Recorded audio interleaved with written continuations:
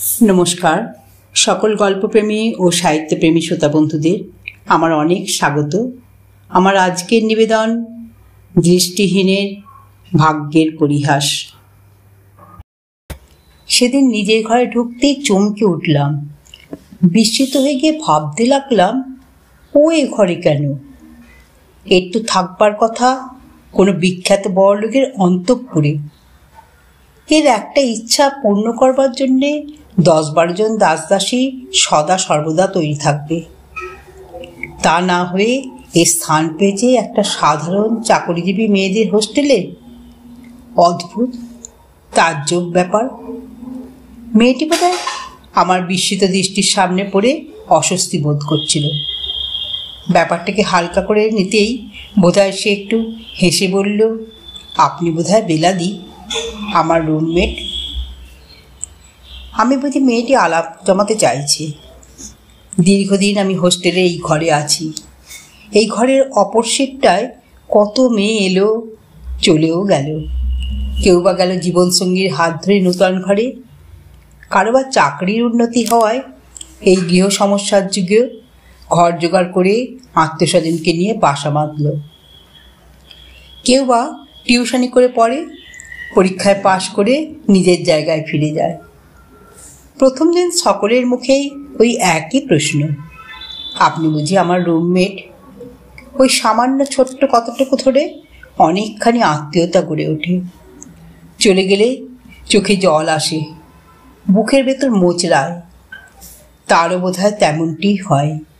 ঘন ঘন চিঠি দেয়, ক্রমশ দেরি হয়, অজুহাত আসে, কাজে ব্যস্ত। অবশেষে একদিন চিঠি দেওয়া বন্ধ হয়ে যায়।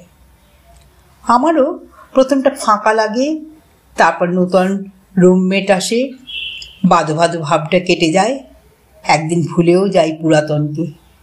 এইভাবে অনেকগুলো রুমমেট চলে গেছে। এইটাই বোধহয় জগতের রীতি।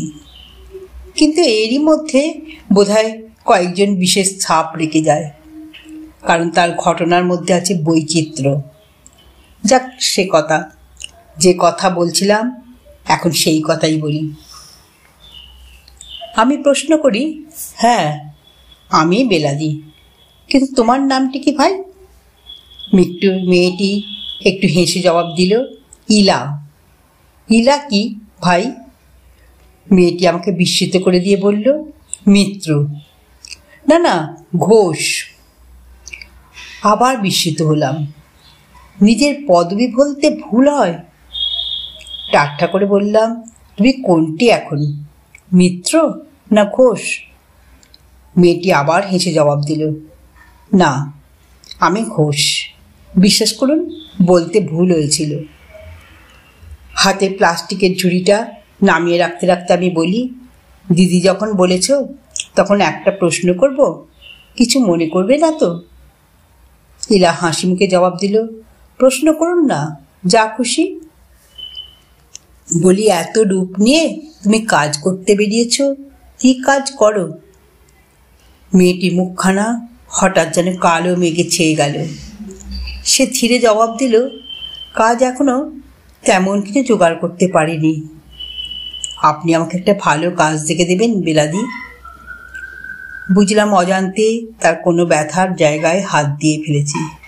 তাই হেসে হালকা করে নিয়ে বলি, তোমার আবার কাজের ভাবনা? কিছু না হলে তখন সোজা চলে যাবে কোনো ছবির পরিচালকের কাছে, তারপরে তোমার হিরোইনের চান্সটা আটকায় কে? ইলাও এবার হেসে ওঠে আমার কথায়। সে বলে, আপনি কেবল আমাকে সুন্দরী দেখছেন। ব্যাপারটা হালকা হয়ে গেছে দেখে আমিও জামা কাপড় বদলাবার দিকে মন দিলাম। কিন্তু মনের মধ্যে সতত সেই প্রশ্ন, ইলা এখানে কেন? আরও মাসখানেক কেটে গেল। প্রথম দিনের পরিচয়ে সেই বাঁধো বাঁধো ভাব আজ আর নেই। ইলা তেমন কিছু লেখাপড়াও শেখেনি যে তাকে একটা ভালো কাজ জোগাড় করে দিতে পারি। আর একটা জিনিস লক্ষ্য করলাম যে কাজ জোগাড়ের দিকে ইলারও তেমন ঝোঁক নেই। কারণ আমাদের হোস্টেলে নানা ধরনের মেয়ে থাকে। কেউ শিক্ষয়িত্রী, কেউ বা কেরানি, কেউ বা আবার নার্স, কেউ বা ছোটোখাটো কারখানায় কাজ করে। এছাড়া টেলিফোন, পোস্ট অফিস তো আছেই। তাই এদের প্রত্যেককে অনুরোধ করলে যোগ্যতা হিসেবে কোথাও না কোথাও একটা কাজ পাওয়া অসম্ভব নয়।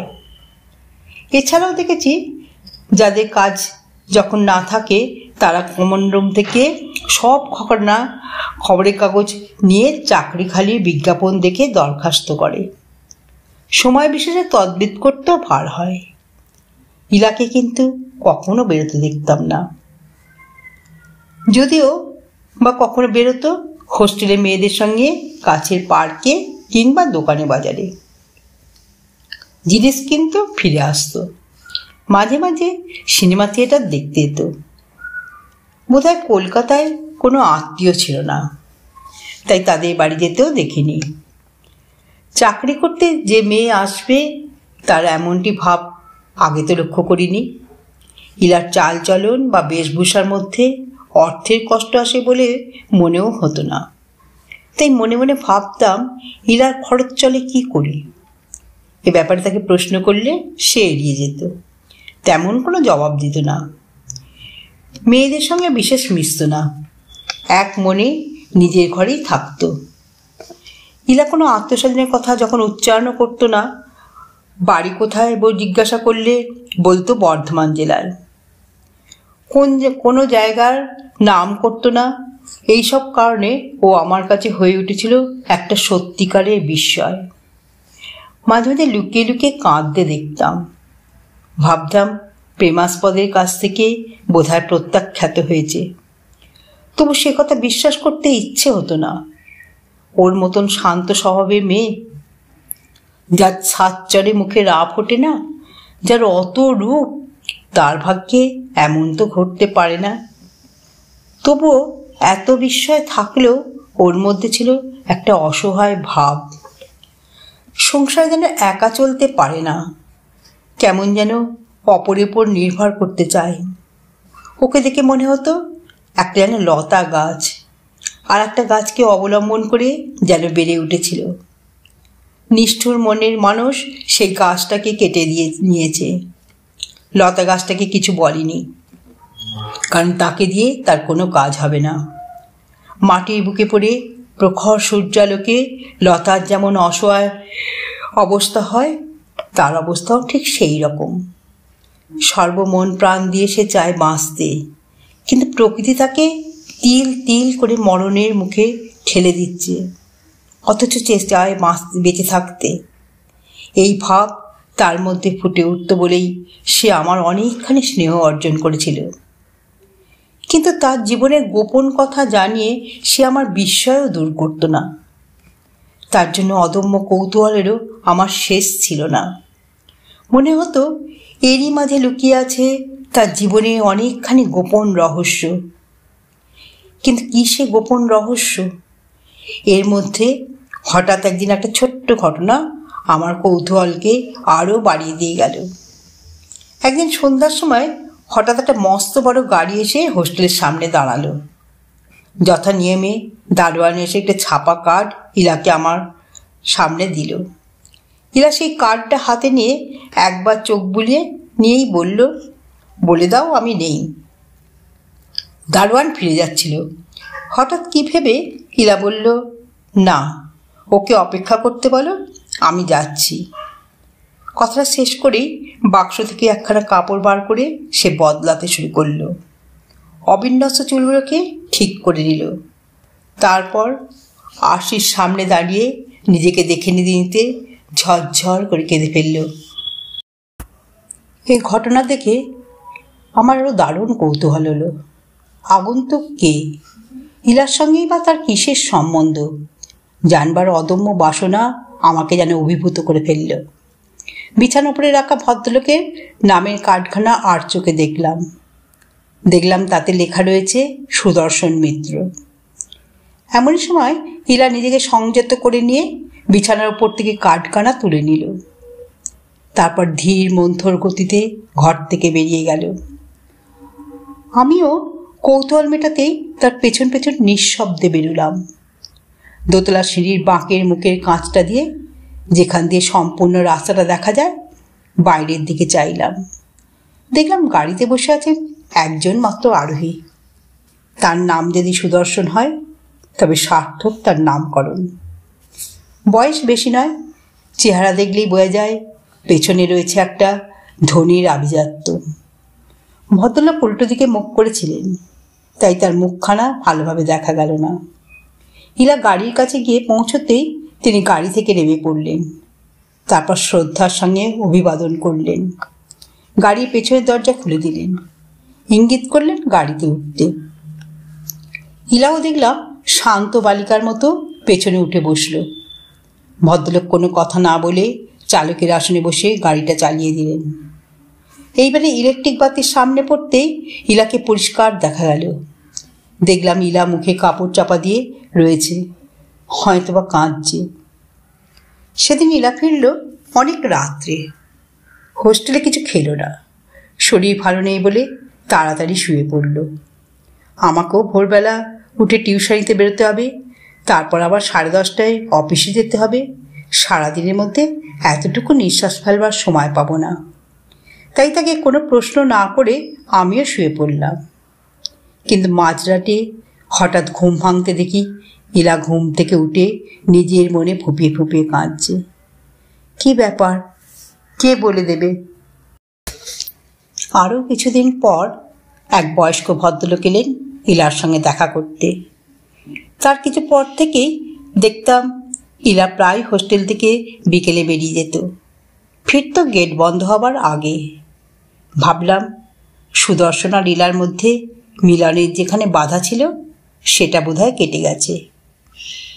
ইলাও ইদানিং দেখতাম আর তেমন মনমরা হয়ে নেই। সাজে পরিপাটি বাড়ল, নূতন খানকতক কাপড় গহনাও তাকে পরতে দেখলাম। একদিন থেকে প্রশ্ন করলাম, এই কাপড় গহনাগুলো তোমাকে কে দিল? ইলা বলল, কিনেছি। আমি একটু হেসেই বলি, তুমি তো চাকরিই করো না, তাহলে এত টাকা জমালে কি করে? ইলার মুখে হঠাৎ একটা কালো মেঘ যেন খেলে গেল। শান্তভাবে সে বলল, আমার জমানো টাকা ছিল। এরপরে আর কিছু বলা চলে না। মনে হলো একবার বলি, জমানো টাকায় যদি তোমার থাকবে তাহলে তুমি এখানে এসে উঠলে কেন? নিজের বাড়ি ভাড়া করে থাকতে পারতে, কিংবা কোনো বিলাতি হোটেলেও থাকতে পারতে। এই অল্প খরচার হোস্টেলে কেন? কথাটা ভালো দেখায় না বলে চুপ করেই গেলাম। আরও মাস 8 বাদে ইলা হঠাৎ আমাকে একদিন রাত্রে বলল, আমার বিয়ে, আপনি যাবেন তো? আমি বললাম, কোথা থেকে বিয়ে হবে? আগামী 7 তারিখে শ্যামবাজারে আমার এক আত্মীয়ের বাড়ি থেকে। তোমার স্বামী কি করেন? আমার স্বামী এবার যেন একটু ঢোক গিলল, তারপর বলল, একটা কারখানার মেকানিক। কি নাম ভদ্রলোকের? আমি এবার প্রশ্ন করি। ভেবেছিলাম যে শুনব সুদর্শন মিত্রের নাম, কিন্তু তার বদলে শুনলাম অর্ধেন্দু রায়। সুদর্শন তাহলে কে? ইলার সঙ্গে তার তবে কি সম্পর্ক? সেদিনকার সেই বয়স্ক ভদ্রলোকই বা কে? মনের ভেতর একসঙ্গে সব প্রশ্নগুলো যেন জট পাকিয়ে উঠল। কিন্তু আমি জানি এর একটা প্রশ্নেরও সদুত্তর ইলা দেবে না। সুতরাং আমার প্রশ্ন আমার মনেই চেপে রাখতে হলো। বিয়ের দিন 10 আগে থেকে দেখতাম সেই বয়স্ক ভদ্রলোক নিয়ম করে বিকালে আসতেন এবং ইলাকে সঙ্গে নিয়ে বোধহয় দোকানে যেতেন। নানা ধরনের জিনিস সে কিনে আনত। বিয়ের আগের দিন অবধি সে হোস্টেলে ছিল। আমি ভাবলাম বোধহয় অসবর্ণ বিয়ে হচ্ছে, তাই বিয়ের আগে বা বিয়ের সময় যেসব আচারের নিয়ম আছে সেসব পালন করা হচ্ছে না। সন্ধেবেলা সেই ভদ্রলোকের সঙ্গে চলে যাওয়ার সময় আমাকে বলে গেল, কাল যাবেন কিন্তু শ্যামবাজারে। ঠিকানাটা একটা কাগজে লিখে সে আমার হাতে দিয়ে গেল। আমি প্রশ্ন করি, ওই ভদ্রলোকের বাড়ি থেকেই তোমার বিয়ে হবে বুঝি? ইলা বলে, হ্যাঁ। উনি তোমার কে হন? ইলা শান্ত কণ্ঠে বলল, আত্মীয়। ঠিকানাটায় চোখ বুলোতেই দেখি বাড়ির মালিকের নাম লেখা রয়েছে গোবিন্দ ব্যানার্জি। তাহলে ছেলেরা ব্রাহ্মণ? গোবিন্দবাবুর ছেলের কোনো আত্মীয়? এ সংশয় দূর করতেই তাকে প্রশ্ন করি, তোমাদের রেজিস্ট্রি কতদিন হয়েছে? ইলা প্রশ্ন করে, রেজিস্ট্রি কেন? আমাদের তো কাল হিন্দু মতেই বিয়ে হবে। আমি প্রশ্ন করি, তাহলে গোবিন্দবাবুকে? ইলা নির্বিকার ভাবে বলে, ওই তো উনি, যিনি আমাকে নিতে এসেছেন। আমার বিস্ময়, কিন্তু সে বিস্ময় প্রকাশ করবার উপায় নেই। ইলা চলে গেল। নিছক কৌতূহল মেটাতেই সেদিন রাত্রে একটা উপহার হাতে নিয়ে বিয়ের আসরে গিয়েছিলাম, কিন্তু আমার বিস্ময় না কমে বরং বাড়ল। দেখেই বুঝলাম বাড়ির লোকের এ বিয়েতে আগ্রহ নেই। কেউই কারোর খবর রাখে না। ছোট্ট বাড়িটাকে উৎসবে প্রযুক্ত করে কেউ সাজাইও নি। নিমন্ত্রিত ব্যক্তিদের কেউই বিশেষ চেনে না, বরং বর এলো সামান্য কয়েকজন বরযাত্রী সঙ্গে নিয়ে, তাও নিজেদের গাড়িতে নয়, কলকাতার ভাড়াটে ট্যাক্সি করে। ছেলেকে দেখতেও তত ভালো নয়। তবে ইলা কিসের মোহে এ বিয়েতে রাজি হলো? আরও বিস্ময় ছিল বরাভরণ, দান সামগ্রী এবং খাওয়া দাওয়ার মধ্যেও বিরাট প্রাচুর্য লক্ষ্য করলাম। এ কি করে সম্ভব হলো? সেদিন এই প্রশ্নটাই ভাবতে ভাবতে নিজের হোস্টেলে ফিরে এসেছিলাম বিয়ের আসর থেকে। রাত্রিবেলা তো মাঝে মাঝে ঘুমের মধ্যে ওই প্রশ্নটাই জাগছিল, ইলার ব্যথা কোথায়? কেনই বা সে অর্ধেন্দুকে বিয়ে করল? অর্ধেন্দু কে? কোথায় তার সঙ্গে আলাপ? গোবিন্দবাবুই বা কে? ইলার খরচ এতদিন ধরে কে চালালো? ইলার বিয়েই বা কে দিল? এ সমস্ত প্রশ্নই সমাধান করে দিতে পারত ইলা, কিন্তু সে করবে না। তবে টিউশন সেরে সেদিন সকালে ফিরলাম খাওয়া সেরে অফিস যাওয়ার জন্য। অভ্যাস মতোই লেটার বক্সটা হাতড়ালাম, যদি কোনো চিঠি থাকে মার বা আমার ছোট ভাইয়ের, কিন্তু তাদের চিঠি পেলাম না। অথচ পেয়ে গেলাম একটা খাম, যা আমি আশা করিনি। চিঠিখানা ইলার নামে এসেছে, আসছে রানীগঞ্জ থেকে, পত্রপ্রেরক সুদর্শন মিত্র। আমার কৌতূহল আবার দ্বিগুণ হয়ে দেখা দিল। ইলাকে হয়তো এখন গোবিন্দবাবুর বাড়িতে পাওয়া যেতে পারে, কিন্তু সেখানে চিঠি দিতে গেলে আমার অফিস কামাই হবে। অথচ এই মুহূর্তে চিঠিখানা সেখানে না পৌঁছালে ইলা কোনোদিনই আর সে চিঠি পাবে না। কারণ অর্ধেন্দু বাড়ি কোথায় আমার জানা নেই, আর ইলাও আমাকে জানায়নি সে কোথায় থাকে। সুতরাং সে যদি হোস্টেলে আবার কোনোদিন বেড়াতে আসে তবেই তাকে আমি চিঠি দিতে পারবো, নইলে ওটা থাকবে আমারই কাছে। এই ধরনের 7-5 ভাবতে ভাবতে উঠে গেলাম আমার ঘরে। তারপর নিছক কৌতূহল বসে ছিঁড়ে ফেললাম চিঠিখানা। চিঠিটায় লেখা আছে, হে বন্ধু, বিদায়। জীবনে হয়তো তোমার সঙ্গে আর কোনো দিনই দেখা হবে না। আজ এই শেষ বিদায়ের দিনে মনের ভাবকে গোপন করতে না পেরে তোমাকে এই চিঠিখানা লিখে ফেললাম বন্ধু বলে সম্বোধন করে। জানি না তুমি ডাকে সাড়া দেবে কিনা। আক্ষেপ কিংবা অভিমান যদি থাকে তাহলে ক্ষণিকের তরে ভেবে দেখো বন্ধু, দুর্বল মানুষ সে তোমার কাছ থেকে কিচ্ছু চায়নি। তোমার জীবনের পথে দাঁড়িয়ে স্বামীর দাবি নিয়েও জীবনকে তোমার পঙ্গু করে দেয়নি। দূর থেকে সে কেবল কামনা করেছিল তোমার বন্ধুত্ব। আসানসোল কোর্টে সকলে জানল আমি মদ্যপ, যৌন রোগাক্রান্ত, তাই আমার স্ত্রী আমার সঙ্গে ঘর করতে পারেনি। সেই জন্য প্রয়োজন হয়েছিল বিবাহ বিচ্ছেদের। কিন্তু তুমি তো জানো বন্ধু, এ কথা সত্য নয়। জগতের কোনো নারীর কোনো ক্ষতি করা আমার পক্ষে সম্ভব নয়। বিধাতার অভিশাপ মাথায় নিয়ে আমি জন্মেছি। সারা জীবন ধরে আমাকে অভিশাপ মেনে চলতে হবে। প্রাণ ভরা তৃষ্ণা, হাতের কাছে শীতল জল, তবু পান করবার অধিকার নেই। অধিকার কেন বলছি, সামর্থ্য আমার নেই। তাই মনের তৃষ্ণা মনেই চেপে রেখে এই জীবন তরণীতে ভেসে যেতে হবে। সৃষ্টির আদি যুগে সৃষ্টি হয়েছিল নর আর নারী। বিধাতা তাদের মধ্যে সৃষ্টি করে দিয়েছিলেন মিলন আকাঙ্ক্ষা, আর সেই দিন থেকে তারা পরস্পর মিলিত হচ্ছে। সেই দিন থেকেই নারী পুরুষের কাছে চেয়েছিল আশ্রয়। পুরুষও তাকে তুলে ধরে স্থাপন করেছিল নিজের বুকে, সোহাগ করে চুম্বনের সাথে জানিয়েছিল তার প্রেমের আলিঙ্গন। নারী হয়তো বলেছিল, অপরিচিতা আমি, তুমি এতখানি বিশ্বাস করলে আমাকে, আমিও তোমায় এমন কিছু দেব যা জগতে কেউই দিতে পারবে না। নারী দিলে পুরুষকে তার সন্তান। সে চমকে উঠল, দেখলে কচি মুখে ফুটে উঠেছে তারই প্রতিচ্ছবি। পুরুষ ভাবে মৃত্যু এলেও তাতে ভয় নেই, কারণ বাঁচবার একটা উপায় তো আমি পেয়েছি। আমি বেঁচে থাকবো আমার ছোট সন্তানের মধ্য দিয়ে। তাই বোধহয় সন্তান মানুষের কাছে এত প্রিয়। সেই দিন থেকে একই নিয়মে মনুষ্য জগতের সৃষ্টি চলেছে, এতটুকু ব্যতিক্রম হয়নি তা থেকে।